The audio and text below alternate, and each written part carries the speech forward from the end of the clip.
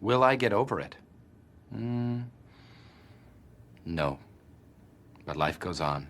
From cartoons, rom-coms, and possibly seeing your own parents' relationship, romance is typically viewed as something that is loving, nurturing, yet also a tad bit vulnerable, but worth the risk. But unfortunately for those who have experienced being asked as a joke, or even worse, were led on to believe that someone was interested in them to find out it ended up being a joke, this may lead you to not only have a skewed image on how romance is defined in your life, but also may lead you to have a fear of being asked out as a joke. So, how does this fear affect your life?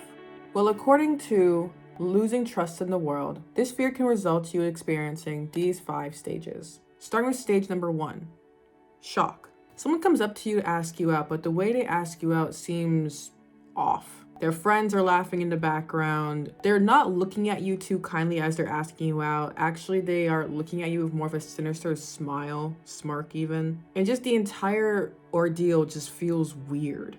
And based on how you feel about the situation, you might already know what they're doing is asking you as a joke, so you figure out some plan to alleviate the embarrassment. Or you may finally just tell yourself, you know what, maybe I'm just overthinking it. And you probably say yes to them asking you out just for them to sooner or later let you know that they're just joking. Whether or not you knew they were joking, your previous opinion on how romance works slowly is turning into seeing romance as something that is humiliating, and possibly also is a reminder of how unlovable you may feel about yourself. Thus resulting in you going into stage 2, rage and a desire for revenge. You immediately feel angry about the situation. Naturally, of course, because why are you even being put in a situation? So you may act in revenge. If you had noticed you're being asked as a joke, you may reject them not entirely because you're not interested, but so that the joke is now on to them. Or if you didn't notice or even did notice that they were asking as a joke, you may cause a huge scene to make them look like the biggest joke for asking you out as a joke. Or indirectly, you may even gossip with your friends about what happened, spread it around, and make them look bad for doing that. Either way, you are doing something, whether indirectly or directly, to ensure that you feel empowered in that moment. And though you do feel temporarily pleased, you still have to face the reality of the fact that you were humiliated. And as you face that reality, you may ask yourself, why? Why did they ask me out as a joke? You may begin to spiral, start thinking maybe it's your personality, maybe it's your physical appearance, and you're gonna ask yourself another question. Am I really that unattractive to the point where someone thinks that the funniest thing in the world is that someone could be attracted to me? Stage 3, feeling powerlessness. Days, weeks, and possibly even months go by since you were asked out as a joke, and you feel like absolute doo-doo, rightfully so. You're either in complete disbelief this has happened to you, going under the assumption that this was all just a dream, or you are in complete acceptance this happened to you. However, now you believe that every romantic opportunity that comes your way is not real. It's just gonna be a joke onto you. Either pendulum you situated yourself in, however, results in you believing that romance is too foreign for you. And because romance is too foreign for you, this will result in you doing some atypical behavior in romance, such as rejecting people that you're interested in and they're interested in you because you believe it's going to be all a joke, not putting any effort anymore to your physical appearance and or mental health because what's the point? You're feeling powerless anyways. And just generally just avoiding anything romantic in regards to flirting, in regards to going on dates, even just showing appreciation to people you may avoid. These small acts of atypical behavior may seem like you're regaining control. It seems like, oh yeah, like I'm doing well, it's gonna be rewarding, and you may feel rewarded for it for a short time. But if you continue on to this stage without getting any mental help, this will result to you going through the most grueling stage, in my opinion, which is stage 4, seeking power. You are at a point now where you believe the best way to achieve power is to feel ashamed, while also telling yourself it's not even that bad because I'm the greatest when you don't feel the greatest. For example, you may start dating people you're not physically and or emotionally attracted to because you believe that is the safer option and or you believe this is the best you can get because you truly believe you cannot get your ideal type. Or You may become the person that starts asking people out as a joke because you are the powerful one for once. I mean, besides, this time it's not you being humiliated, but you feeling shame. You could blame yourself for asking someone else a joke because you know it's a messed up thing to do, but having to put that blame on someone else for doing that same thing, a little tough. So essentially, you're doing all types of things, whether it's the things that I listed or something else, to feel like you're regaining control of the situation you were in the past without actually letting yourself feel what happened to you. Because feeling those emotions are challenging. Don't get me wrong, they are. And it's so much easier to recognize the person who put you in that situation as not to blame, but for you to blame for not being lovable enough, which, by the way, is not true. And if you continue to try to seek power through these shameful activities, this will result in you dealing with this final stage. Honestly, the worst stage I've ever heard of, which is personal fragmentation and disintegration. If you have been through all 5 stages without getting any mental help, nor have been properly coping with this fear, you have now reached a point where day-to-day activities have grown difficult. You truly believe you are unlovable beyond disbelief. You may have not been practicing your conversational skills, let alone your flirting skills. So as a result, you don't know a thing about getting to the dating pool, even if you wanted to. And for those who did date, you only truly dated people you weren't even romantically and or physically and or emotionally attracted to. So you're probably at a point where you truly believe you can never get your ideal type, or your ideal type is just a simple fantasy. Because you've gone a long period of time dealing with this fear and not allowing people that you like to come to you or for you to go to them. So throughout this time of power, you have not only lost trust in people, but you've also probably lost trust in yourself. And those people, likewise, probably lost trust in you too. Essentially, you're at a point where you believe romance might be just too difficult to deal with. To the point where you believe that your attractive sex, they're all trash, not even worth the effort. Now, the best case scenario for having this fear without having proper coping mechanisms is that you decide to just put yourself out of dating pool. You're officially done. You're afraid of repeating the shame cycle. You're afraid of being humiliated. So you just officially just isolate yourself. Not only in romantic stuff, but possibly also in other relationships. This is the best case scenario. However, in the worst case scenario, you become so ashamed of yourself, so afraid of being humiliated again after being asked out as a joke, that you fall into very unhealthy coping mechanisms, which then may result in you, well, you get the idea. So congrats on making it to stage 5. Not only can you tell people being asked out as a joke is that deep, but you have reached the point where you don't even know who you are as a person due to all the things that you have done to get power. And you might think, based on the sarcasm of this comment that I just said, that I'm someone who has never been through this fear, ever. But no. In fact, I have had this fear before. And here, I'm going to tell you the lore on how I even got this fear in the first place. In my life, I have no recollection of being asked out as a joke, except for that one time where this dude did ask me out in middle school, but I rejected him because I believed it was a joke. But this was after I had gotten the fear. So pretty much I was like stage 3. But how I got this fear personally was because I was overthinking the concept of romance. I wish I was kidding, dude. I was overthinking romance to the point where I got a fear of being asked out as a joke. So hear me out, all right? I was 12 years old, thinking late at night about all the ways a boy would ask me out. Even though my dad 100% forbade that, and I know he's watching this video, I'm sorry, Papa, but I still want to date. I was going to rebel. I'm sorry. As I was thinking about all the ways a guy can do this, I then thought to myself, this one question. But what if he asked me out as a joke? See, I pondered on that thought for a bit.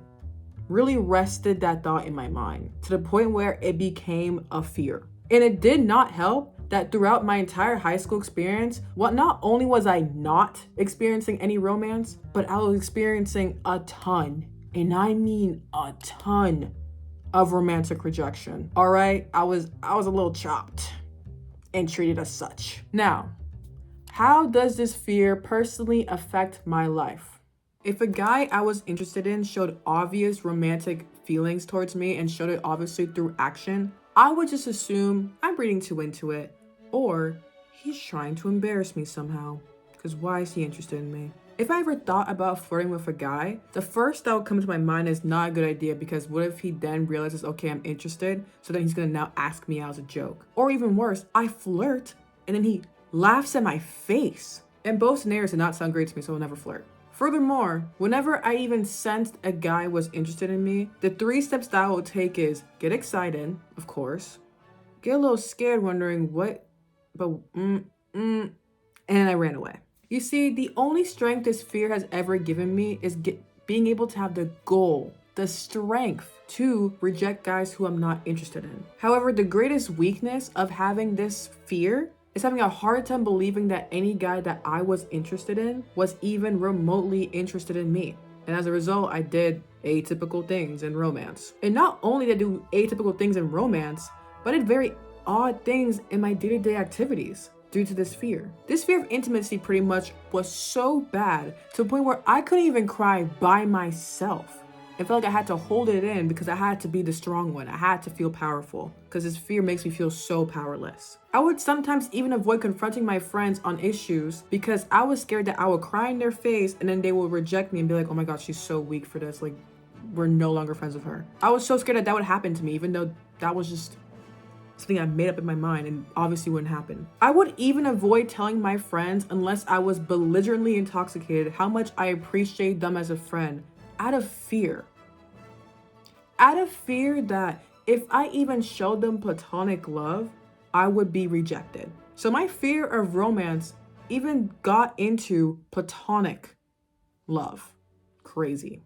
Now, I could blame my overthinking tendency, my lack of teenage romance, and even my birth chart as to why I even got this fear in my head in the first place. But instead of invoking blame on things that I simply could not control, such as my birth, I decided, you know what? I'm going to take steps. Steps, very hard steps, to get rid of this fear. It wasn't really that hard. I'll tell you the steps right now. Starting with step 1. Going to a counselor, getting professional help. I've been going to a counselor for the last few weeks now, and honestly, though I can't say I have completely changed, I have luckily been able to learn a lot about myself. For one, I learned that I had a general fear of how people will perceive me in a romantic relationship or even pursuing romantic relationships, which results in obviously my fear being asked as a joke, which also stems from my fear of public embarrassment, which also stems from a fear of vulnerability. See, there's like a bunch of stems, it's like a tree in regards to like the fears that I had. And I personally feel like when it comes to like fear of vulnerability, it came from a quote that my counselor said, which was being vulnerable, meaning giving power to someone else. And when I first heard that quote, I was like, that's scary. That makes me just not want to be vulnerable. But as I've gotten more comfortable being vulnerable, I've learned that's actually a good thing. Because sometimes you're not feeling that great and you're feeling a bit powerless. And sometimes you need to allow yourself to be vulnerable with other people that you trust and care about you, you know, to empower you. Because sometimes you can't do it yourself all the time. You need other people to do that.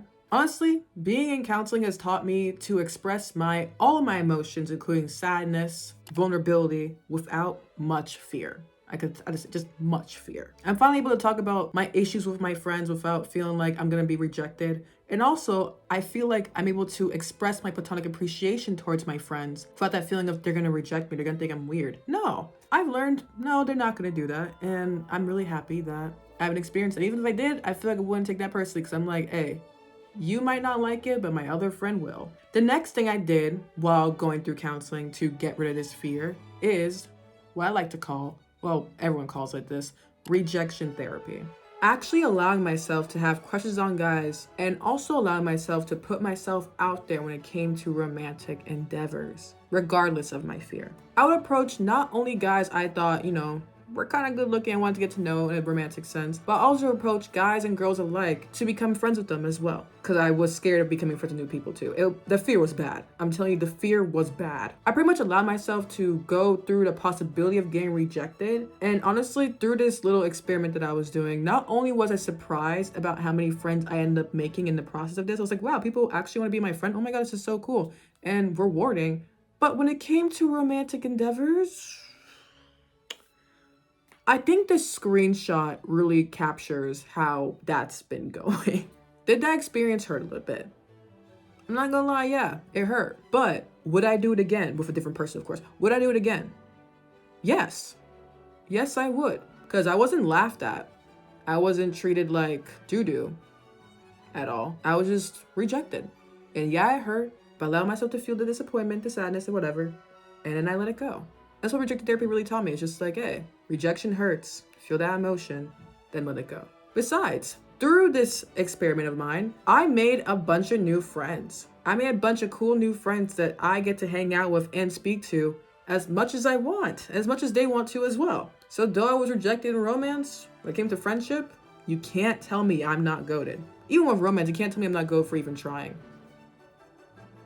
Cannot. And finally, what has been helping me get rid of my pretty much avoidant tendencies is simply just living life. Among these, they propose that patients who have an overall feeling of alienation or permanent change could benefit from interventions that encourage them to reestablish contact with friends and family and to take up activities again that they used to enjoy prior to the trauma. So pretty much what I've been doing is allowing myself to feel that fear. Like I said previously, really feel that fear, but keep going anyways. Slowly reintroduce myself to things that I used to enjoy prior to this fear. Slowly introduce myself to people. Slowly introduce myself to activities. So when I am rejected, I feel sad, and I feel that sadness. I feel disappointment. And I go through logistics on why it happened, of course. I allow myself to actually go through logistics because I'm a logical person. And then I move on. And when the opportunity to do it again presents itself, instead of running away from it, I take it. It's the same thing. I advise you guys to do the same. Seriously, it's awesome. So now you might be questioning, considering my lack of romantic experiences and considering all this, why did I even give romantic advice in the first place? Well, that's because I generally thought that though I had this fear, I still knew how to practically approach romance. So I was like, I can give romantic advice. I know how to practically approach it. But then after taking many hiatuses and a tragic situation that happened in March, I realized I don't know anything that I'm talking about. I just know how to practically approach this stuff. I don't know how to actually do it based on life experience, clearly. So now I'm going to continue giving advice on things that I do understand completely, which is weight loss and friendships, compared to things that I don't quite understand, such as romance. For now, of course. One day I'll understand it and I will give the advice needed, but for now, I'm zipping my lips on that. It's giving a funny little story time. But that's it. But I do generally apologize for giving romantic advice because I truly thought I knew what I was talking about, but I've learned now that I know absolutely nothing. Now, less about me and more about you. I see the steps to heal yourself from this fear. I want you to consider this because this consideration has helped me a ton when it comes to getting rid of this fear myself, which is this. It is not your fault that you were asked out as a joke. Actually, past, present, future, it will never be your fault. It will always be the fault of the perpetrator for even putting you in that situation. So whatever warped image that you have about romance as a result about this situation, I want to help you reframe what love really means based on what I've learned through counseling and my experience through getting rid of this fear. Love isn't meant to give you tears of sadness, at least not all the time, but tears of joy and appreciation that it even exists. Love is not supposed to be threatening. It's supposed to feel vulnerable, but yet worth the risk. Heavy on worth the risk. And as we all take the steps to heal ourselves, whether you take the steps that I took or something else, this is the mindset I believe we should all carry. Not only this mindset, but this one that I'm going to lay out to you, which is this. Love is not supposed to be humiliating. It is never supposed to be humiliating because love is supposed to be simply love.